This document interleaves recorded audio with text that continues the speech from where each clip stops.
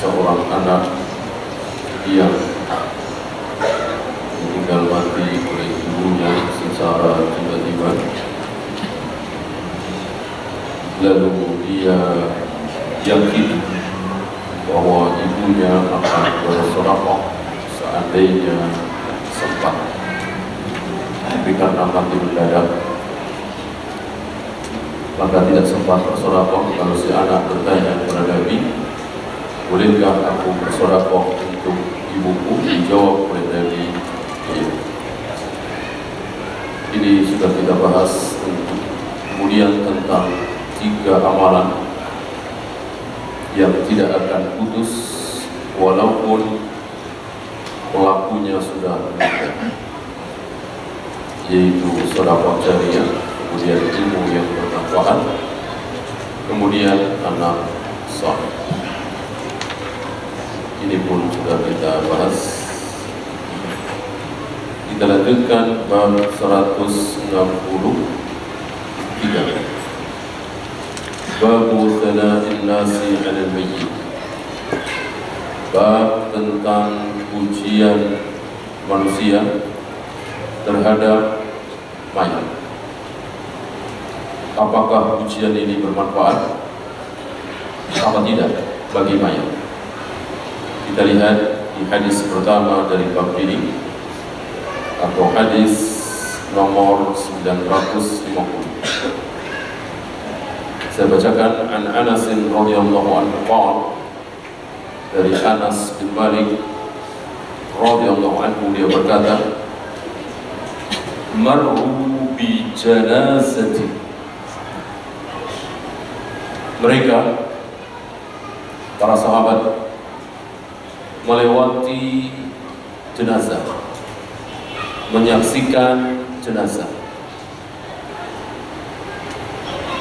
Fa'athnau 'alaiha khairan. Lalu para sahabat memuji-muji jenazah itu dengan pujian yang tidak direkayasa, dengan pujian yang apa adanya, spontan.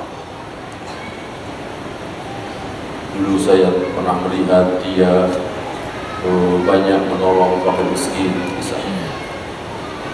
Saya belum pernah mendahului dia ketika datang ke masjid sholat Jumat misalnya. Pujian-pujian yang ikhlas dari hatinya, menceritakan pengalaman mereka terhadap mayat itu, puji, bicarakan kebaikan. Waqala Nabi sallallahu alaihi wasallam, Nabi ada di situ, Nabi mendengar dan Nabi bersabda, wajib, pasti. Nabi menimpali ucapan para sahabat dengan ucapan wajib, pasti, ya. Thumma marru bi ukhra. Kemudian para sahabat menyaksikan jenazah lain lagi. Apa di hari itu, apa di kesempatan lain. Fa'athnau 'alaiha syarra. Lalu para sahabat menyebutkan keburukan orang itu. Ini perlu kita garis bawahi, apa yang disebut syarran di sini. Apakah itu aib? Misalnya berzina, atau berjudi, atau minum khamar. Kalau aib tentu haram, ya kan? Dan menyebut aib mayat tidak boleh. Atau sesuatu keburukan yang diketahui oleh kebanyakan orang, oleh di sini oleh para sahabat. Apa misalnya? Kekufuran. Dia orang kafir, dia orang Majusi, dia orang Yahudi, dia orang Nasrani. Tentu tidak haram. Ketika kita menyaksikan jenazah seorang pendeta, ya tentu tidak haram kita katakan dia Kristen, dia kafir, gitu ya. Maka syarron di sini yang disebut, yang dimaksud adalah kekufuran, atau mungkin tokoh-tokoh sesat seperti tokoh Mu'tazilah, tokoh Khawarij, tokoh Jahmiyah, tokoh Rafidah, yang tentu diketahui oleh kaum muslimin. Nah, disebut oleh para sahabat. Sebab kalau syarran ini kita artikan pernah atau sering berzina atau minum khamr atau berjudi dan dia muslim, tentu haram. Kita semua tahu menyebarkan aib seorang muslim yang masih hidup haram, yang sudah mati lebih haram lagi. Ya. Kita menyakiti seorang muslim yang masih hidup berdosa. Kita menyakiti seorang muslim yang sudah meninggal, mentang-mentang sudah meninggal, kita cubit, kita patahkan tangannya, ini pun haram. Ya. Waqala Nabi sallallahu alaihi wasallam wajabat. Ketika Nabi mendengar para sahabat menjelek-jelekkan satu jenazah yang lewat di hadapan mereka, Nabi mengatakan wajabat, iya wajib, pasti. Pasti. Faqala Umar bin Khattab radhiyallahu anhu. Maka Umar bin Khattab bertanya kepada Nabi, "Ma wajabat?" Apa yang dimaksud dengan wajabat ya Rasul? Apa yang engkau maksud dengan wajib, pasti? Apanya yang pasti? Umar bertanya, dijawab oleh Nabi, "Hadza asnaytum alaihi khairan wajabat lahul jannah." Mayat yang kalian puji-puji dengan kebaikan, maka dia pasti masuk surga. Kalian tadi memuji-muji mayat. Mayat ini begini, puji-puji. Dan sekali lagi ini bukan rekayasa, bukan mengada-ada, bukan sebuah kebohongan untuk menyenangkan ahlul mayat, keluarganya, tapi jujur, ikhlas, sebagaimana kehidupan kita sehari-hari. Ada saudara kita yang meninggal, kita sebut kebaikan, ya, sambil menunggu jenazah itu datang, ya. Kita sebut kebaikan dia rajin mencari ilmu, dia banyak sedekah, ya, sebagaimana yang kita lakukan sehari-hari tanpa direkayasa. Fawajabat lahul jannah, maka dia pasti masuk surga. Ya, maka berbuat baiklah kita di hadapan kaum muslimin, ikhlas karena Allah dan berharap seperti ini. Dan jadikan kebaikan kita itu akhlak. Jadikan kebaikan itu sebagai akhlak. Nah, banyak dari kita berbuat baik tapi belum jadi akhlak ini. Ya. Datang calon bisa, kita baik benar sama calon bisa, gitu ya. Kita sediakan makanan yang enak, kita persilahkan duduk, kita ngomong hati-hati dan seterusnya. Apakah ini akhlak? Belum. Kenapa? Karena ada sesuatu. Ya calon besan, ya pejabat misalnya. Ya, akhlak itu setiap hari dan kepada siapapun menjadi akhlak dia. Mau calon besan, mau tidak kenal, mau bajunya compang-camping. Kalau itu menjadi akhlak kita, menerima tamu, menghormati tamu, nah ini yang dimaksud.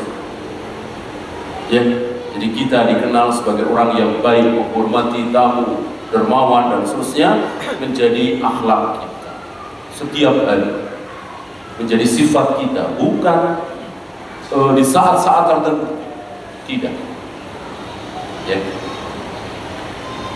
Wa hadza asnaytum alaihi syarran, dan mayat yang kalian sebut keburukannya, wa wajabat lahun nar, maka dia pasti masuk neraka. Ya, dia wajib, dia pasti masuk neraka. Lalu diakhiri dengan ucapan Nabi, antum syuhada'ullah fil ardh, kalian menjadi saksi-saksi Allah di muka bumi. Jadi para sahabat, termasuk kita semua, mudah-mudahan mengikuti manhaj para sahabat, menjadi saksi-saksi Allah di muka bumi. Ini menafsirkan hadis yang lain, bahwa ketika terjadi dialog antara Allah dengan Nabi Nuh antara Allah dengan umatnya Nabi Nuh kelak nanti di akhirat. Allah bertanya kepada Nuh, wahai Nuh, apakah sudah engkau sampaikan risalahku, dakwah kepada kaummu? Dijawab oleh Nabi Nuh, sudah. Lalu Allah bertanya kepada umat Nabi Nuh. Kita tahu Nabi Nuh adalah Rasul pertama. Rasul pertama. Umat Nabi Nuh ditanya oleh Allah, betul Nuh sudah menyampaikan risalah dakwah kepada kalian? Dijawab oleh umat Nabi Nuh, belum. Lalu Allah bertanya kepada Nabi Nuh, wahai Nuh, engkau punya saksi? Engkau punya saksi bahwa engkau telah sampaikan risalah dakwah ini kepada umat? Dijawab oleh Nabi Nuh, ada, punya. Siapa? Muhammad dan umatnya. Nabi Nuh menjawab, yang akan menjadi saksi bahwa aku telah menyampaikan dakwah ini kepada umatku selama 950 tahun. Siapa saksinya? Muhammad sallallahu alaihi wasallam dan umatnya. Kenapa? Seorang Rasul pertama berharap saksi dari Rasul terakhir, Nabi terakhir bersama umatnya. Tentu mudah jawabannya. Antum yang membaca surat Nuh, antum yang memahami surat Nuh, tentu antum faham dan bisa menjadi saksi. Siapa yang meragukan Al-Quran, isi Al-Quran? Di surat Nuh jelas di situ disebutkan bahwa Nabi Nuh telah menyampaikan dakwah ini siang dan malam, terang-terangan dan sembunyi-sembunyi, selama 950 tahun. Dapat berapa? 80 orang yang masuk ke kapal beliau. 80 orang, 81 dengan beliau. Ya. Tentu kita menjadi saksi. Ini semakna dengan hadis bahwa kita semua menjadi saksi-saksi Allah di muka bumi. Jangankan kepada orang yang hidup sezaman dengan kita, nabi-nabi sebelum kita menjadi saksi. Itu contoh. Seandainya Bani Israel mengingkari dakwah yang telah disampaikan kepada Nabi Musa, tentu kita menjadi saksi. Kita yang membaca Al-Quran, membaca sunnah-sunnah Nabi, kita menjadi saksi. Membela Nabi Musa di hadapan Allah bahwa Nabi Musa betul-betul telah menyampaikan dakwah kepada Bani Israel. Ya, muttafaqun alaih, hadis ini sahih dan Bukhari dan Muslim. Fikul hadis yang pertama,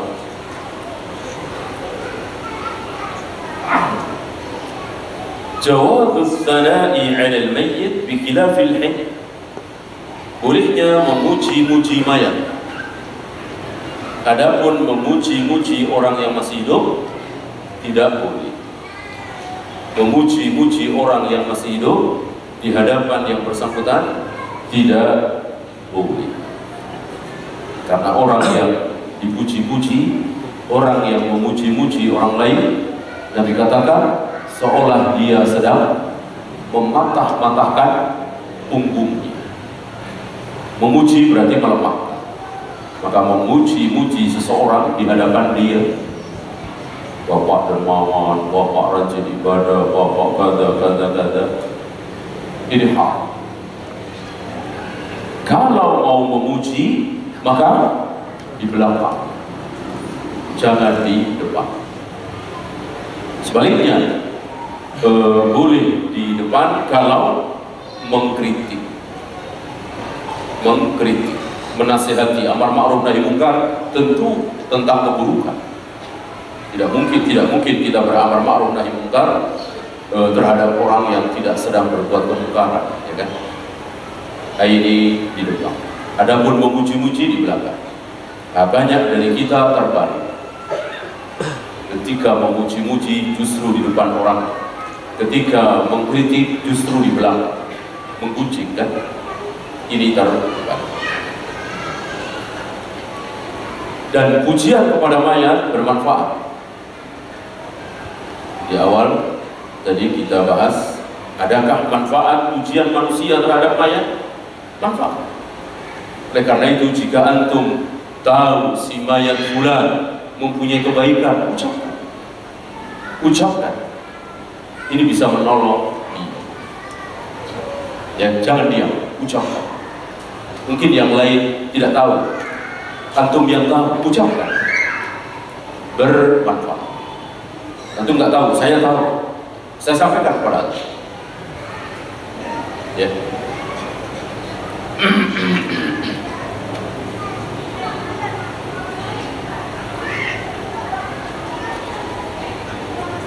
Yang kedua, al-mu'tabaru fi mithli hadhihi asy-syahadah ahlul fadl was-sidqi duna ghairihim min al-fasiqati wal munafiqin li'annahum yathnawna 'ala man yakuna mithlahum. Persaksian yang akan dianggap, persaksian yang diterima adalah persaksian dari orang-orang yang mulia, orang-orang yang jujur, orang-orang yang benar, orang-orang yang manhajnya hak, kaum muslimin yang bermanhaj dengan manhajnya hak, bukan orang fasik, bukan orang munafik, bukan orang yang terjatuh ke dalam firqah dhalal. Karena apa? Karena orang yang seperti ini akan memuji siapa? Akan memuji orang yang semangat dengan dia, satu aliran dengan dia. Ya. Ada tokoh dolar, tokoh Rafidah Syiah meninggal, Khomeini misalnya, lalu dipuji-puji oleh sesama firqah dolar, dipuji-puji oleh sesama Syiah. Hebat beliau satu-satunya pemimpin yang berani melawan Amerika, beliau berani begini kada-kada, beliau banyak mengalirkan darah dari kepalanya, badannya ketika 10 Muharram. Ya, akan dipuji. Termasuk di sini? Tentu tidak. Apakah dikatakan oleh beliau al-mu'tabaru fi mithli hadhihi asy-syahadah ahlul fadl was-sidq, orang-orang yang manhajnya benar, orang-orang mulia, orang-orang utama, bukan firqah bola. Kalau ahli maksiat tidak. Maksud beliau di sini bukan ahli maksiat, karena ahli maksiat, pezina, pelacur, penjudi, dia tidak akan memuji temannya yang juga berjudi. Tidak. Karena ini bukan syubhat. Ya. Maka para penjudi, para pemabuk, para pelacur, ketika melihat temannya sudah tidak judi lagi, tidak melacur lagi, tidak minum khamr lagi, alhamdulillah dia mati, udah nggak kayak kita lagi ya. Nah, gitu. Karena ini bukan syubhat, ini syahwat. Mereka paham. Mudah-mudahan nanti kita mati kayak dia ya, udah nggak melacur lagi ya, udah nggak berzina lagi, udah nggak berjudi lagi, begitu. Karena itu syahwat. Kesalahan syahwat disadari, difahami oleh siapa.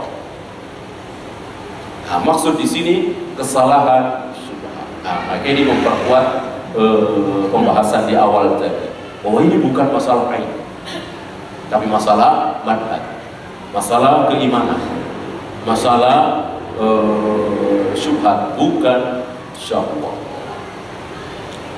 Ya.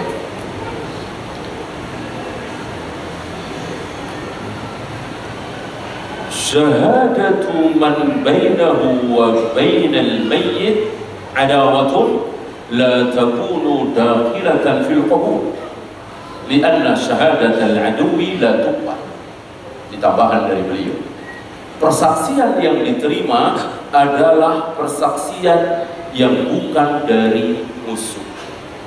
Adapun persaksian dari musuh tidak diterima. Kita hidup ini kadang punya musuh, punya orang-orang yang tidak suka dengan kita, yang benci dengan kita. Nah, lalu dia bersaksi, tidak diterima, tidak diterima. Ya. Karena biasanya musuh akan bersaksi dengan tidak adil. Jarang orang seadil Imam Bukhari. Imam Bukhari itu dibikin menderita. Imam Bukhari dipermalukan oleh seorang ulama besar, murid besar dari Imam Ahmad. Siapa? Muhammad bin Yahya. Di akhir kehidupan Imam Bukhari ditahdir oleh imam besar Muhammad bin Yahya sampai habis jamaah Imam Bukhari, murid Imam Bukhari, kecuali tinggal Imam Muslim. Karena Muhammad bin Yahya, seorang imam besar, mengatakan, siapa yang masih mau belajar denganku, duduk di majlisku, jangan duduk di majlis Bukhari. Siapa yang masih duduk di majlis Bukhari, jangan duduk di majlisku. Ini takdir yang luar biasa. Nah, waktu itu Imam Muslim ada di situ. Imam Muslim langsung berdiri, mengemasi barangnya, kitabnya, langsung berdiri. Imam Muslim lebih memilih Bukhari daripada Muhammad bin Yahya. Maka antum yang baca akhir kehidupan Imam Bukhari tentu tahu kisah yang sangat menyedihkan, di mana dikatakan di hari pertama Imam Bukhari datang ke Baghdad disambut oleh ribuan kaum muslimin. Ketika pulang ke Bukhara, tidak ada yang menemani beliau kecuali seorang katibnya, seorang penulis, gara-gara takdir dari Muhammad bin Yahya. Tapi antum tahu apa balasan Imam Bukhari? Inilah Imam Bukhari, alim seadil-adil. Ditulis nama Muhammad bin Yahya di kitab beliau. Karena memang salah satu guru, haddatsana Muhammad bin Yahya, haddatsana Muhammad bin Yahya. Kadang-kadang Muhammad saja. Kalau Imam Bukhari menulis haddatsana Muhammad, yang dimaksud adalah Muhammad bin Yahya, seorang ulama yang mentahdzir Bukhari. Adapun Muslim tidak. Muslim waktu itu masih muda, Imam Muslim tidak menyebut Muhammad bin Yahya dalam kitab sahihnya, tidak ada. Nama Muhammad bin Yahya dihilangkan. Adapun Bukhari tidak, tetap ditulis karena ini ilmu. Inilah Imam Bukhari, jarang seorang yang adil seperti Bukhari. Walaupun ulama, apalagi kita yang bukan ulama, karena umumnya musuh itu akan benci kepada yang dia musuh. Ketika saya punya musuh si fulan misalnya, saya tahu si fulan punya kebaikan, si fulan punya keutamaan, saya tidak katakan kepada orang-orang. Ini sifat manusia. Maka beliau katakan di sini, selain orang mulia, orang benar, yang kedua bukan musuh. Kalau yang bersaksi itu musuh, tidak diterima. Nah, persaksian seorang musuh tertolak. Yang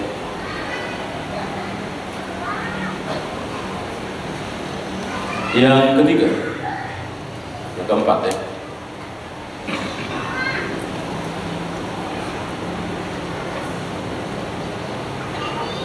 bayanu fadilati hadhihi al-ummah fahum syuhada'ullahi fil ardh. Keterangan tentang keutamaan umat ini, salah satu keutamaan umat ini, ada banyak keistimewaan umat ini dibanding umat-umat terdahulu, ini salah satu. Apa? Syuhada'ullahi fil ardh, menjadi saksi-saksi Allah di muka bumi, sebagaimana akan menjadi saksi di hadapan Allah untuk meringankan Nuh alaihi salatu wassalam. Apakah umat terdahulu menjadi saksi? Melihat dari zahir hadis ini dan juga hadis-hadis lain, tidak. Nabi Nuh mengatakan yang akan menjadi saksi adalah Muhammad dan umatnya. Nabi Nuh tidak mengatakan nabi-nabi setelah aku, termasuk Nabi Muhammad, tidak. Beliau hanya menyebut Nabi Muhammad SAW dan umatnya. Berarti umat Nabi Isa tidak, umat Nabi Musa tidak, umat Nabi Sulaiman, Nabi Daud tidak. Hanya Muhammad SAW dan kita sebagai umatnya, insyaallah. I'malul hukmi bil-zahir, menghukumi seseorang itu berdasarkan zahir. Maka zahir itu penting, bukan hanya batin. Batin penting, zahir penting. Ini tambahan ilmu bagi kita. Mana dulu zahir mempengaruhi batin, apa batin mempengaruhi zahir? Yang benar kan banyak dari kita sering berpendapat mengatakan batin mempengaruhi zahir. Betul? Salah. Yang benar, zahir mempengaruhi batin. Mana dalil? Perintah Nabi kepada kita semua untuk meluruskan dan merapatkan saf. Apa kata Nabi? Jika kita tidak lurus dan tidak rapat, maka Allah akan cerai-beraikan hati kalian. Jika kalian lurus dan rapat, Allah akan satukan hati kalian, saling mencintai, saling menyayangi. Saf, zahir apa batin? Tentu zahir. Saling mencintai, saling menyayangi, zahir apa batin? Batin. Saf dulu apa saling mencintai dulu? Saf dulu dirapikan.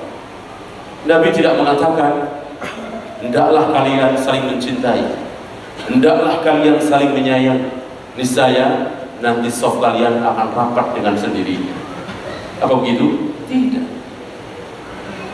Tidak seperti yang diucapkan oleh sebagian orang-orang hizbiyin, harokiyin. Yang penting hati kita saling mencintai, saling menyayangi, nanti akan rapat sendiri saf.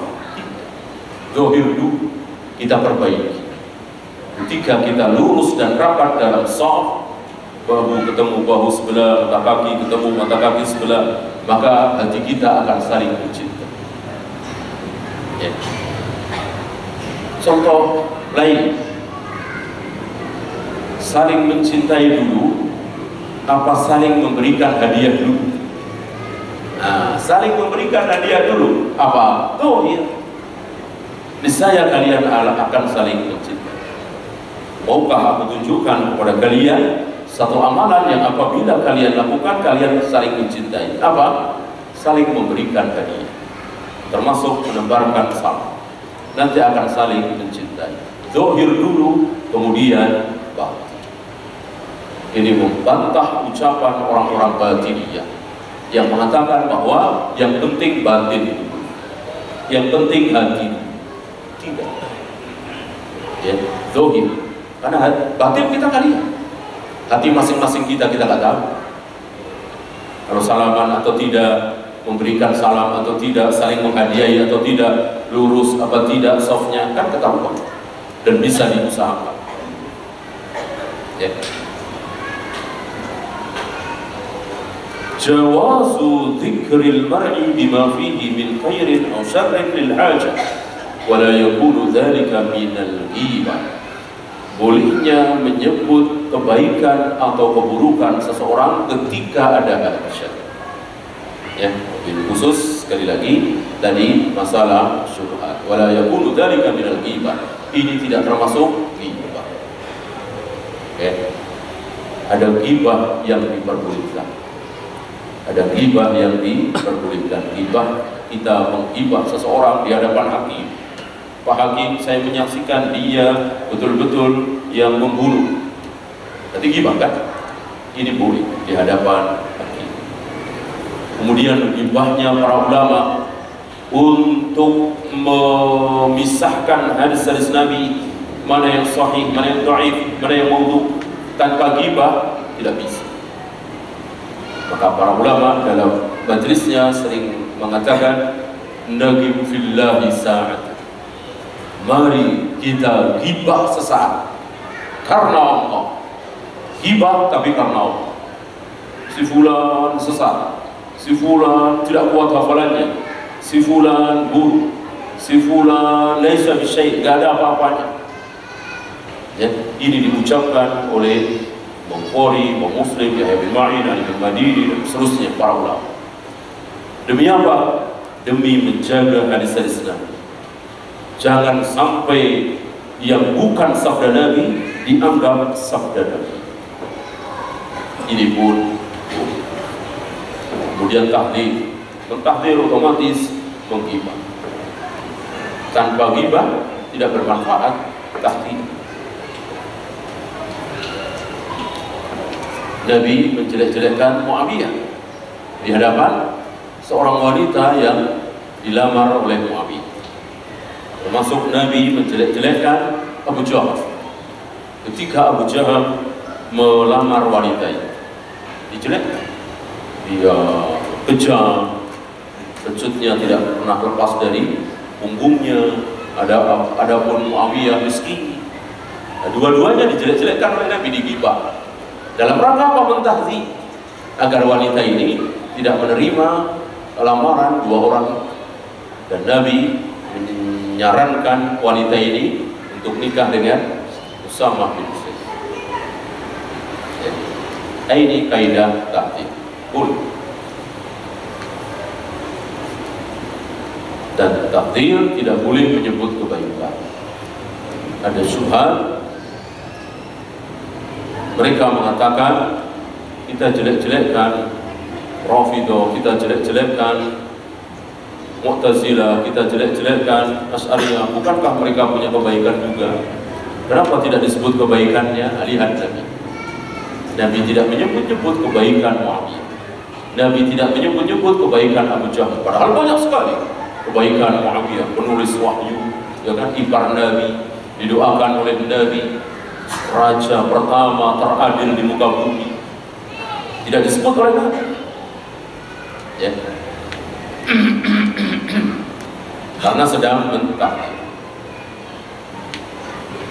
Kemudian jawazus syahadati qabla al-istishhad wa qabuluha qabla al-istifsar.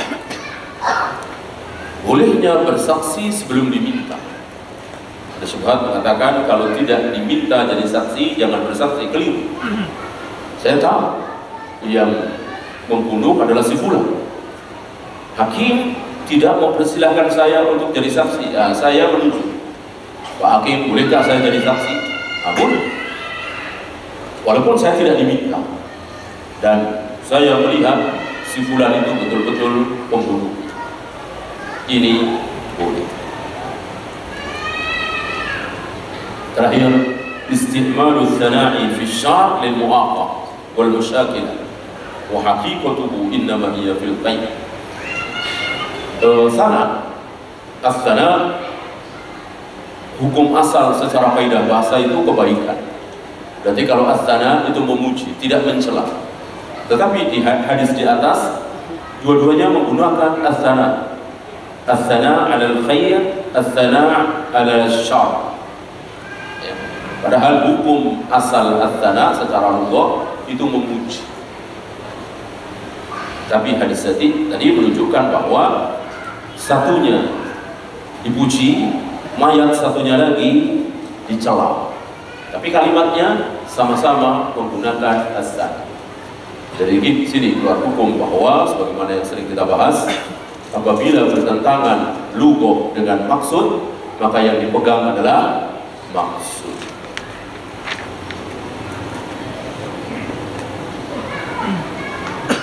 Kita lanjutkan 951. Wa an Abil Aswad qala, dari Abul Aswad dia berkata, qadimtul Madinah, aku datang ke Madinah. Fajalastu ila Umar bin Khattab, aku duduk di hadapan Umar bin Khattab. Famarrat bihim janazah, tidak selang lama lewat jenazah sedang diusung. Fa uthniya ala sahibiha khairan. Rupanya kejadian ini berulang lagi. Yang tadi kan di zaman Nabi. Ini Nabi sudah wafat. Tadi riwayat siapa? Tadi riwayat siapa? Anas. Ya. Yang ini Umar. Yang ini Umar. Fa marrat bihim janazah, lewat jenazah yang diusung. Fa uthniya ala sahibiha khairan. Lalu orang-orang yang ada di situ memuji-muji jenazah tadi, menyebut-nyebut kebaikan si mayat tadi. Faqala Umar, Umar berkata persis seperti ucapan Nabi, wajabat. wajib pasti. Thumma murra bi ukhra, tidak selang lama datang lagi mayat, diusung mayat. Wa uthniya ala sahibiha khairan, lalu dipuji lagi. Rupanya 3 kali ini ya, tadi 2 kali. Dipuji lagi jenazah itu. Umar mengatakan wajabat pasti. Thumma murra bi tsalitsah, kemudian lewat lagi jenazah yang ketiga. Fa uthniya ala sahibiha syarran, lalu orang-orang di situ mencela, menjelek-jelekkan jenazah tadi. Faqala Umar wajabat, Umar mengatakan pasti.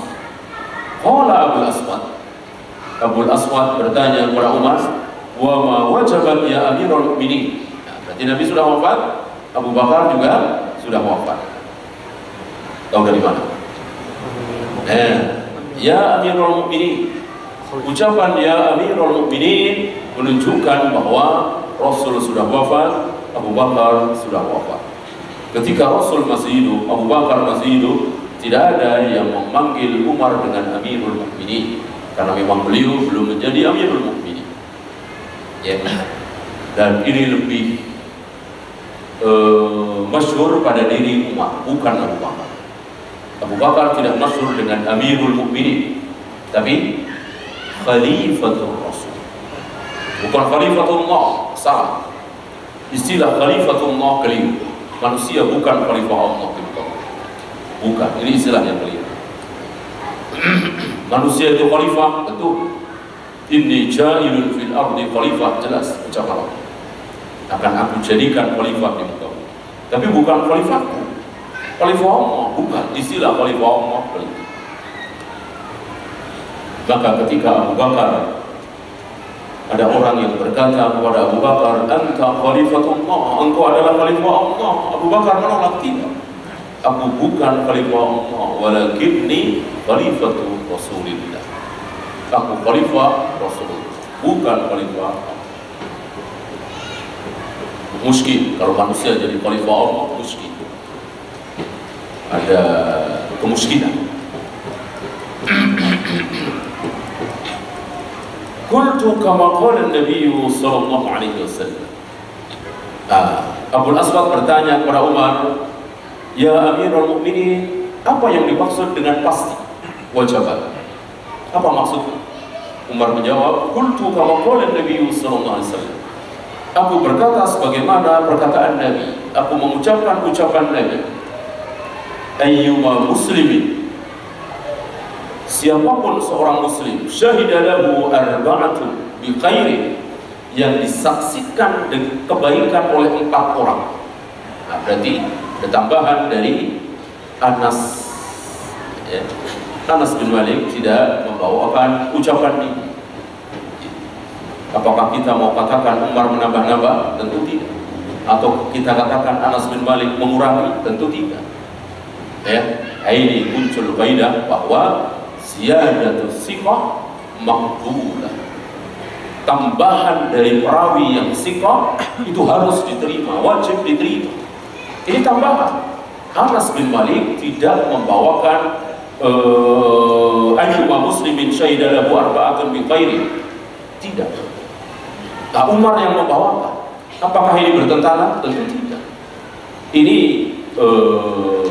memakai kaidah ziyadatus siqah maqbulah. Oleh karena itu, perawi yang meriwayatkan Nabi menunjuk dengan jari telunjuk tanpa kalimat menggerak-gerakkan. Datang perawi lain, Wa'il bin Hujr, menggerak-gerakkan. Bertentangan apa tidak? Tidak. Ini memakai kaidah ini, ziyadatus siqah maqbulah. Tambahan dari perawi yang siqah itu diterima. Apakah yang diam saja itu bertentangan dengan ucapan Wa'il bahwa Nabi menggerakkan? Tidak bertentangan, tapi menambah, sama dengan ini. Umar lebih lengkap.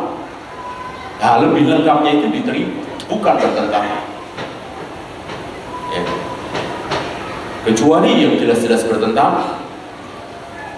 Seperti Fudail bin Abbas mengatakan Rasul belum pernah sholat di dalam Ka'bah, sementara Bilal mengatakan Rasul pernah sholat di dalam Ka'bah, jelas ini bertentangan.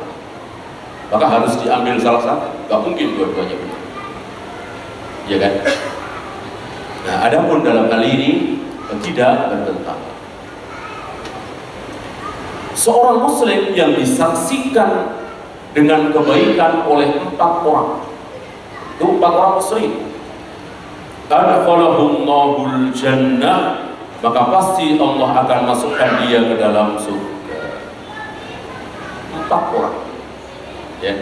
Maka jika kita memiliki 4 orang yang tahu tentang kebaikan kita sebagai akhlak, ya, nah kita berharap dia akan bersaksi. Para sahabat bertanya, wa ithnan, bagaimana kalau 2? Saya kira 3 ya. 3 apa 2? 3 dulu ya. Nah, berarti salah ya. Di sini isnad. Ada yang langsung 2? Ada? Langsung 3? 3 dulu ya. Tidak langsung 2, berarti salah catat.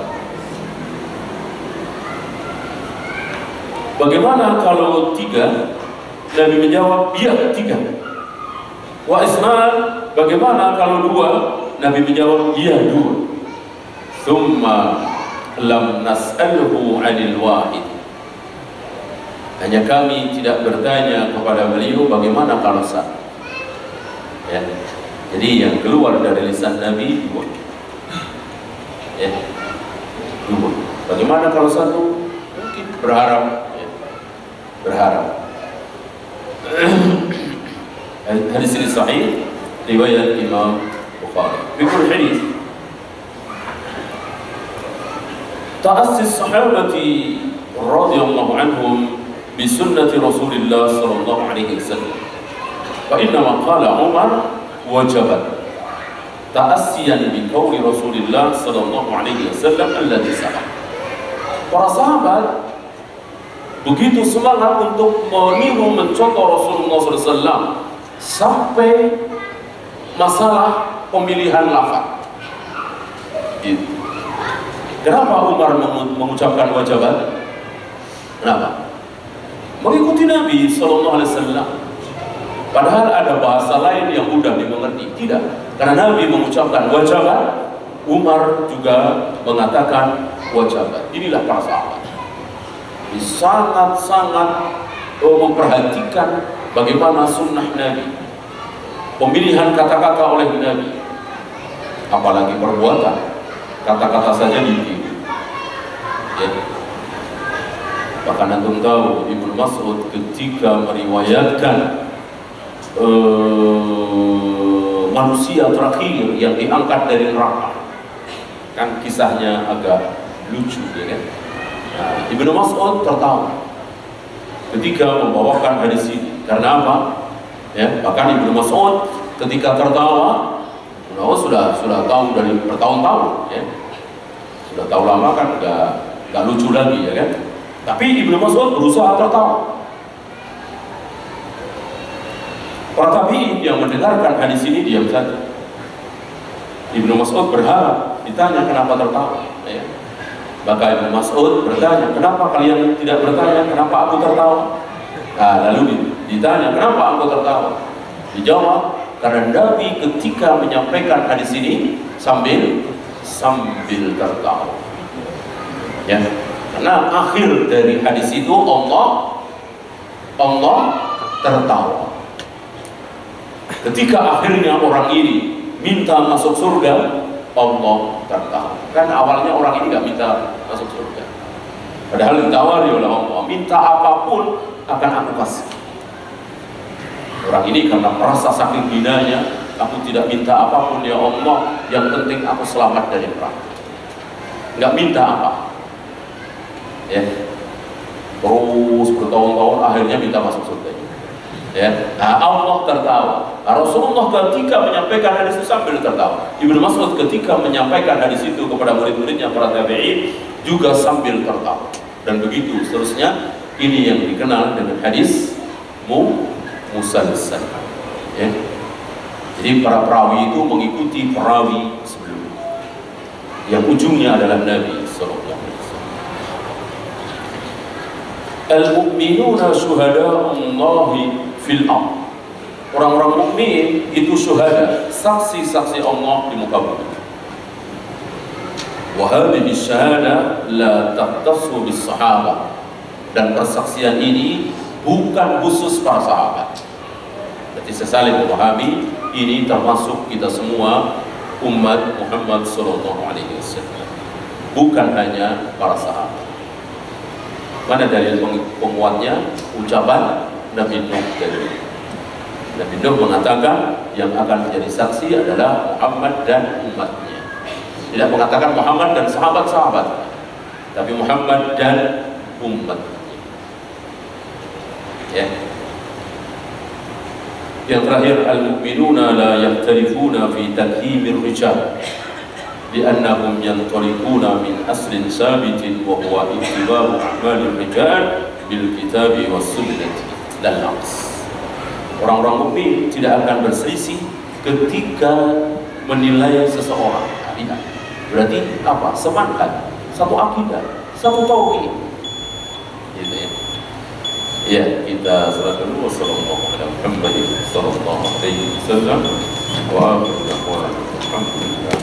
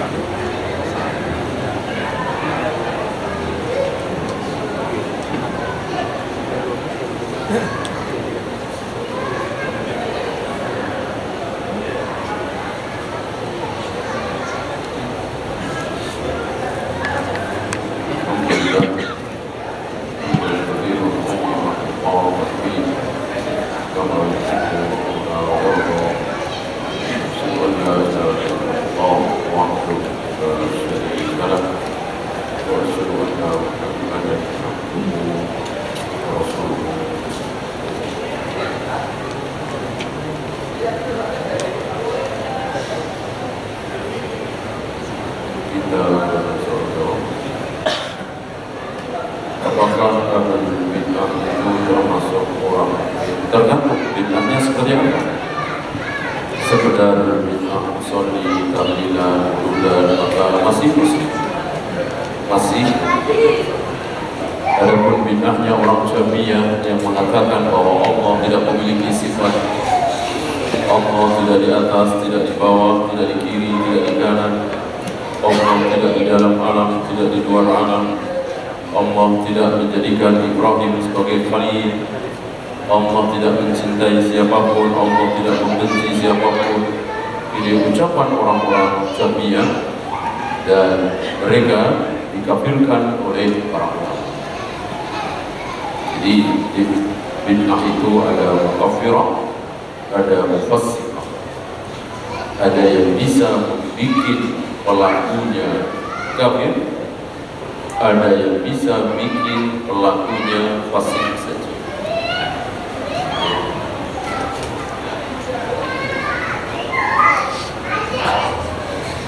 Tolong dijelaskan kenapa melihat wajah Allah nanti di surga dapat melebihi kenikmatan apapun yang ada di surga. Ya tentu tidak tahu, kan kita tidak merasakan. Kita hanya mengimani sabda Nabi bahwa Nabi menafsirkan wujuhu yawma idzin nadhirah ila rabbiha nadhirah, ditafsirkan oleh Nabi sebagai kenikmatan tertinggi melihat wajah. Bagaimana bisa? Ya. Tentu ada pertanyaan, bukankah merasakan nikmatnya, lezatnya makanan, minuman surga itu lebih nikmat? Tidak. Allah Maha Tahu. Melihat wajah Allah ini sebagai puncak kenikmatan surga. Bagaimana hukum membiasakan berdoa dengan mengangkat tangan setelah selesai sholat? Dan bagaimana kalau sekali-sekali mungkin ada keperluan? Kalau terus-menerus berarti menjadikan sunnah, padahal tidak pernah dicontohkan oleh Nabi Sallallahu Alaihi Wasallam. Nabi mengajarkan berdoa memohon kepada Allah ketika sholat, ketika sujud, bukan setelah sholat, bukan setelah sholat. Setelah sholat adanya zikir, diri, istighfar, tasbih, tahmid, tidak ada doa. Doa yang terbaik adalah ketika sholat, ketika sujud. Sedekat-dekat seorang hamba dengan rohnya adalah ketika sedang sujud. Doa sujud. Maka berbanyaklah berdoa, memohon kepada Allah ketika sujud. Seorang wanita mengetahui kalau dia anak hasil zina. Waktu menikah walinya adalah bapak biologisnya. Karena ragu dia mengulang nikah dengan wali seorang ustaz. Nah, ini salahnya di sini. Ya. Bukan seorang ustaz, tapi hakim, wali hakim, hakim penguasa.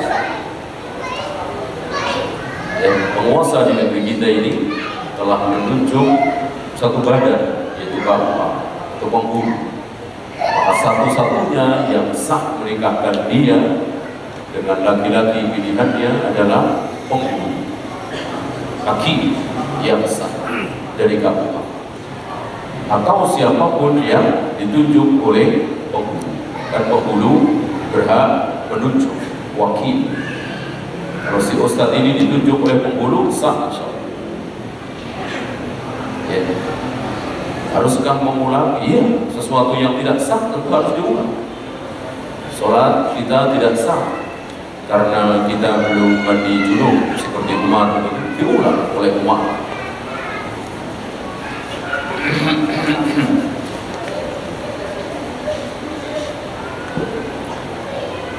Mohon dijelaskan mengapa Rasulullah mentahdir Muawiyah, padahal Muawiyah sahabat yang didoakan Rasulullah. Dalam hal itu bukan tahdir secara manhaj, bukan. Tidak ada sahabat yang manhajnya menyimpang. Ditahdir di hadapan wanita tadi, wanita yang dilamar oleh Muawiyah. Ditahdir, tahdir dalam segi bahasa, bukan tahdir dalam segi manhaj. Ditahdir dalam segi bahasa. Agar apa? Agar si wanita tadi tidak menerima lamaran Muawiyah, agar wanita tadi tidak menerima lamaran Abu Jahal. Maka dua sahabat ini ditahdir oleh Nabi di hadapan wanita tadi.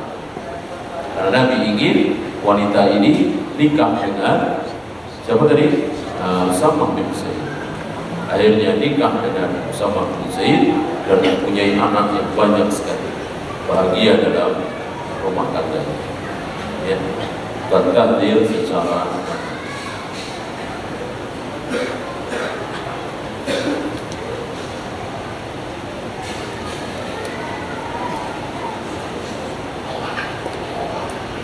apakah memandikan mayat dengan air garam diperbolehkan? Kenapa? Kenapa? Kalau ini dianggap sebagai keutamaan, tentu bid'ah. Karena keutamaan harus diajarkan oleh Nabi. Nabi tidak mengajarkan, kecuali ada keperluan, misalnya untuk kasus-kasus tertentu. Kalau tidak pakai air garam maka akan bau begini begitu, ini lainnya. Kalau menganggap itu ada keutamaan, yang utama pakai sidr, dicampur dengan sidr, ya, daun tidak ada. Apakah mendoakan mayat saat baru dikubur maka didoakan dan harus menghadap kiblat? Dan disunahkan menghadap kiblat, tidak menghadap ke mayat. Jangan menghadap ke mayat seolah-olah kita meminta kepada mayat, tidak. Tapi menghadap kiblat.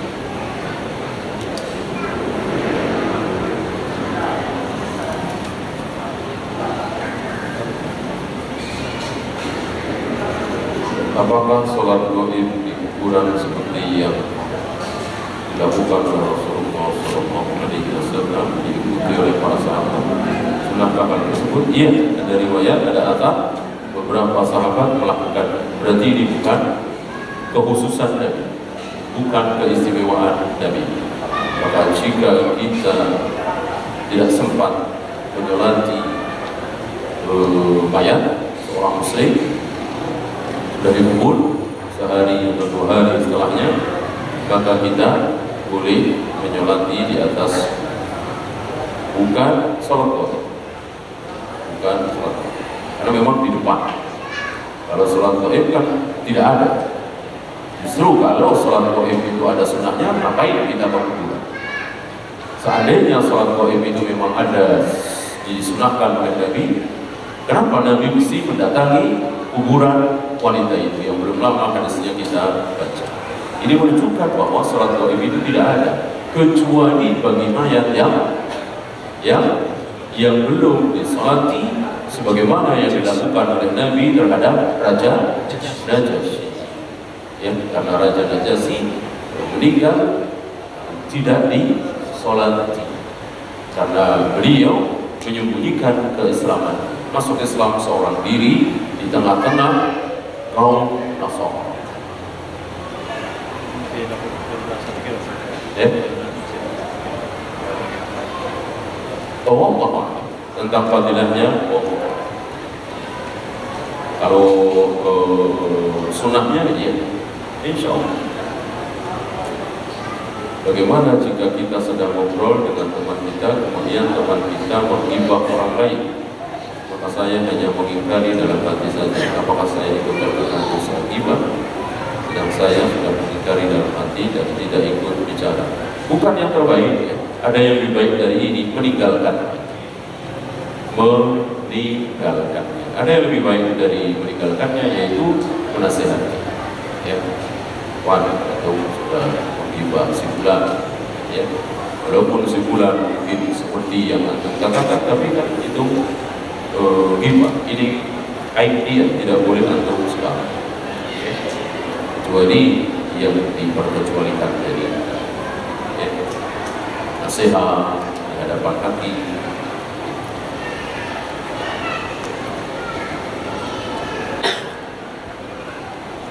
Kenapa Imam Bukhari ditakdir oleh Muhammad bin Yahya? Padahal bukan ya, bukan guru ya, sesama ya. Padahal karena Muhammad bin Yahya ini pernah pada suatu ketika justru bertanya kepada Imam Bukhari.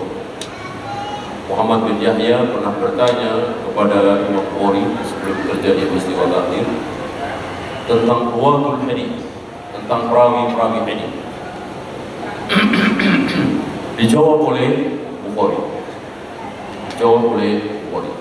Jawaban Imam Bukhari ini membuat Muhammad bin Yahya terkagum-kagum. Jawaban Imam Bukhari ini, Muhammad bin Yahya cerita kepada ulama lain, kepada sahabat-sahabat beliau. Aku pernah bertanya kepada Bukhari tentang ruwatul hadis. Perawi hadis kan jumlahnya ribuan. Si A bagaimana, si B bagaimana, si C bagaimana. Berbicara tentang orang-orang yang sudah mati. Dan dijawab oleh Bukhari, kata Muhammad bin Yahya. Seolah-olah Imam Bukhari sedang menghafal surat Al-Ikhlas. Qul huwallahu ahad. Kan jadi pulang. Asal saya tanya, jawabannya seperti ini. Seolah-olah Bukhari sedang menghafal Qul huwallahu ahad, Allahu samad. Apa maksudnya? Mudah sekali. Ya, siapa yang nggak hafal Qul huwallahu ahad? Anak kecil juga hafal ya kan? Nah, seolah-olah seperti itu. Jadi ribuan perawi hadis yang sudah mati diketahui oleh Imam Bukhari bagaimana kesikohannya, bagaimana kedobitannya, bagaimana keadilannya. Si A dengan si B ketemu apa tidak dan seterusnya, itu dijawab oleh Imam Bukhari. Ilmu yang sangat tinggi itu seolah Imam Bukhari sedang menghafal Qul huwallahu ahad, Allah sangat kecil sekali, gampang sekali. Ini menunjukkan bahwa Muhammad bin Yahya sangat terkagum-kagum dengan ilmunya Bukhari. Kemudian terjadi fitnah bahwa Imam Bukhari pernah ditanya seseorang, apakah lafaz orang yang sedang membaca Al-Quran itu makhluk. Kita tahu Imam Bukhari hidup setelah Imam Ahmad. Fitnah khalqul Quran begitu luar biasa kali itu. Maka para ulama sangat berhati-hati untuk mengambil ilmu. Jadi ulama-ulama yang mengatakan bahwa Al-Quran itu makhluk ditandai. Ya. Maka tidak jarang ulama-ulama itu disalah fahami. Seperti Al-Imam Al-Muzani. Dan awalnya sebagian pelajar menganggap Al-Imam Al-Muzani ini bukan ulama Ahlus Sunnah, karena mengatakan bahwa Al-Quran itu makhluk, padahal tidak. Nah, fitnah hari itu luar biasa, para ulama hati-hati. Nah, termasuk hari itu Imam Bukhari ketika ditanya dengan pertanyaan seperti itu, dijawab oleh Imam Bukhari, af'alul ibad makhluk. Perbuatan seorang hamba adalah makhluk. Jawaban ini tidak batil, bahwa seluruh perbuatan hamba adalah makhluk. Jelas. Tapi disalahartikan oleh sebenarnya. Oh, berarti kalau kita baca Al-Quran, keluar kata-kata Al-Quran, alhamdulillahirrahmanirrahim, berarti itu makhluk. Lalu disebarluaskan dan sampai ke telinga seorang ulama besar, Muhammad bin Yahya. Karena kehati-hatian para ulama dan tentu nama besar Imam Bukhari hari itu tidak seperti sekarang, ya kan? Tentu nama Bukhari terkalahkan oleh ulama-ulama yang lebih senior. Karena waktu itu Muhammad bin Yahya jelas jauh lebih tua. Maka untuk kehati-hatian Muhammad bin Yahya mentahdir Bukhari dengan kalimat-kalimat seperti itu, ya, sampai Imam Bukhari memutuskan untuk kembali ke Bukhara. Dan bahkan di akhir kehidupannya beliau meminta pilihan mati. Dan pernah kita baca hadisnya, kita boleh meminta pilihan mati. Allahumma ahyini in kanatil hayatu khairun li wa tawaffani in kanatil wafatu khairun li. Ya Allah, hidupkan aku seandainya hidup itu lebih baik, tapi matikan aku seandainya mati itu lebih baik. Dan beberapa riwayat mengatakan bahwa Imam Bukhari mengucapkan doa ini di malam 1 Syawal, di malam Idul Fitri, ya. Dan beliau tidak sampai pagi hari sudah wafat. Dan ada juga riwayat yang mengatakan beberapa ulama di malam 1 Syawal di tahun yang sama itu bermimpi melihat Rasulullah Sallallahu Alaihi Wasallam, seolah Rasulullah Sallallahu Alaihi Wasallam sedang menunggu seseorang. Lalu ulama yang bermimpi ini bertanya, ya Rasul, sedang menunggu siapa engkau? Dijawab oleh Rasulullah, aku sedang menunggu Bukhari. Kisah ini tersebar, maka para ulama yang mentahdir Bukhari mencari. Sebaliknya mereka memuji-muji Bukhari. Dan sebagai balasannya luar biasa, Allah balas jeripayah Bukhari, ilmu Bukhari, kesabaran Bukhari ketika ditanya.